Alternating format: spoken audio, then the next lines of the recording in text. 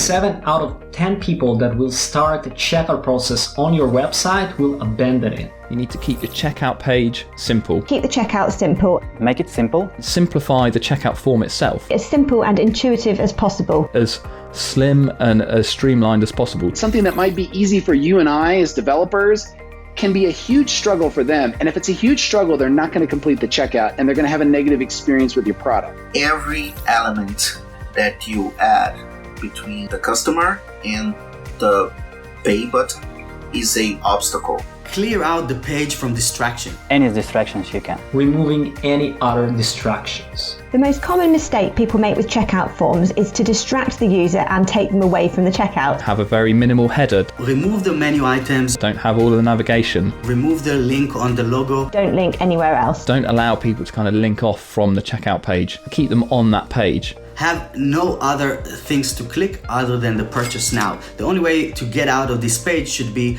clicking the back button or closing it all together. I would strongly recommend optimizing the form for the bare minimum of information you absolutely need in order to be able to properly manage that customer. Sometimes they need your product, they're willing to pay for your product, but there's so much that they need to do to purchase that they'll delay the purchase and they'll never come back.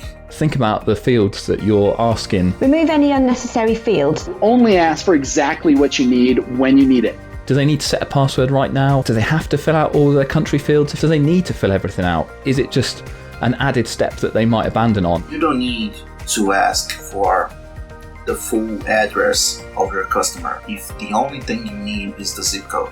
I think we all know that you want to ask for as little information as possible, have a few ROI-driven testimonials present, have a clean landing page design for the checkout. We have live chat, which is available on our checkout and on our pricing page, because if you talk to people and you address their objections and you're available, that's where the conversion rates go way up, because people want to do business with other humans. You got to talk to them. Good reviews of your product might help to add those to the checkout form. Make sure that when people need to make that final decision, they are faced by other faces that are telling them that they took this step and it worked out very well for them. So the more you can show these awesome testimonials, the better. Reinforcing to the potential customer the benefits, the value, the things that they will be getting that somebody else telling them right there and then that they've got from your plugin. That's going to make the difference between a purchase and a not purchase. The checkout is where customers are about to give you their payment details,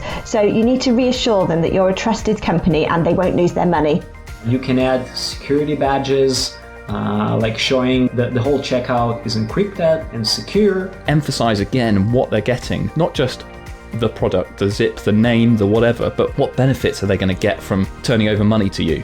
So listing some key features, some key outcomes that they're going to have. Something that works really well for us is to have a very large banner talking about our 30-day money-back guarantee and how there are no questions asked. Test the checkout from the user's perspective, because annoying bugs can really influence your conversion rate on the checkout. Some users will make very quick decisions just based on their checkout experience. If something is not working right from the beginning, what does this mean for the rest of the product? If you're using a shopping cart that doesn't automatically create an account for the user and give them a way to manage their purchase from you, you should probably do that right away. Asking them to create an account after the fact adds a ton of friction, and it's generally not a positive experience. It's important to have the right infrastructure in place to keep your checkout online and running smoothly at all times. So you need to have a good hosting company and support around your website too, in case there's ever any problems. You want to also make sure that you have abandoned cart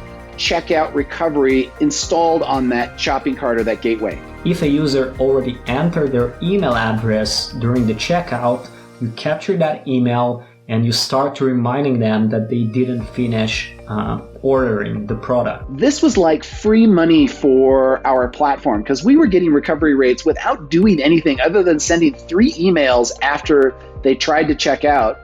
We would get 10% on top of our gross revenue. So if we're making $10,000 a month, that's like getting $11,000 instead of $10,000. And I wasn't doing any more work to get it. It's just I sent reminders to follow up with those people that almost got through the process, and maybe they got distracted, maybe they forgot. But I would strongly recommend having some kind of an abandoned cart recovery. Our product with Recapture does that. There are other alternatives that do it as well. But it's basically worth doing because it's free money and it takes almost zero effort from you other than just dealing with the monthly service cost. But if you're making 5 figures in your business, the monthly service cost is trivial by comparison to how much that you'll recover. So it's definitely worth doing.